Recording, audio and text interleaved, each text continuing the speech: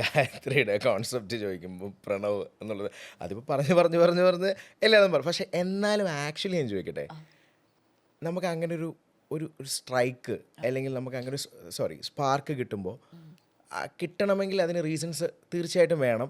ഒന്നെങ്കിൽ ഇപ്പോൾ ചിലർ പറയും ഒരാളെ വളരെയധികം അടുത്ത് അറിഞ്ഞു കഴിഞ്ഞാൽ മാത്രമാണ് അവർ നമുക്ക് പറ്റുന്ന ആളാണോ എന്ന് മനസ്സിലാകുന്നത്, അല്ലെങ്കിൽ അവർക്ക് നമ്മളെ അറിയണം. റൈറ്റ്. അപ്പോൾ ഈ പ്രണവിൻ്റെ അത് പറയാനുള്ള ഒരു reason You want an authentic answer, അല്ലേ? For sure. അപ്പോൾ then For sure, come on. അല്ലേ? I don't want to talk about it. Okay, cool. Authentic answer അല്ലേ വേണ്ടേ? Authentic. This is the authentic answer. I don't want to talk about it. Cool.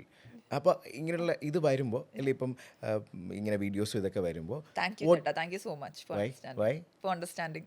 Cool അല്ലേ, അതല്ലേ ഏറ്റവും നല്ലത് അങ്ങനെ പറയുമ്പോൾ. So when you get videos എല്ലാം അങ്ങനെ വരുമ്പോൾ അത് കാണുമ്പോൾ you might feel bad or not good or അതാണ് ഇതെന്താണെന്നറിയോ ചേട്ടാ, ഇത് നമ്മൾ ഇവോൾവ് ചെയ്തുകൊണ്ടേയിരിക്കുകയാണ്. 5 ദിവസത്തിൽ തന്നെ നമ്മൾ ഒരുപാട് ഇവോൾവ് ചെയ്യുന്നൊരിത് എത്തിക്കഴിഞ്ഞു.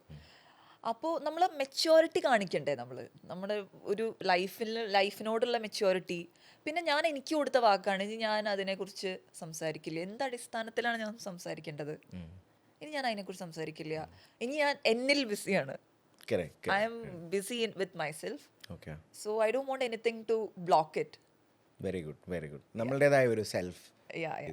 അങ്ങനെ എന്തെങ്കിലും വീഡിയോസും കാര്യങ്ങളൊക്കെ വന്നാൽ ignore it, that's it. Just yes, അതാണ്. ഇനിയിപ്പോ ഞാൻ അത് തുറന്നു നോക്കി അതിന്റെ പിന്നാലെ പോവാ. പിന്നെ അതിനെ നേരം കാണത്തുള്ളൂ, പിന്നെ അതിന്റെ പുറകെ പോകണം. നമുക്ക് വേറെ എന്തൊക്കെ പരിപാടികൾ ചെയ്യാൻ കിടക്കുന്നില്ലേ. Very true.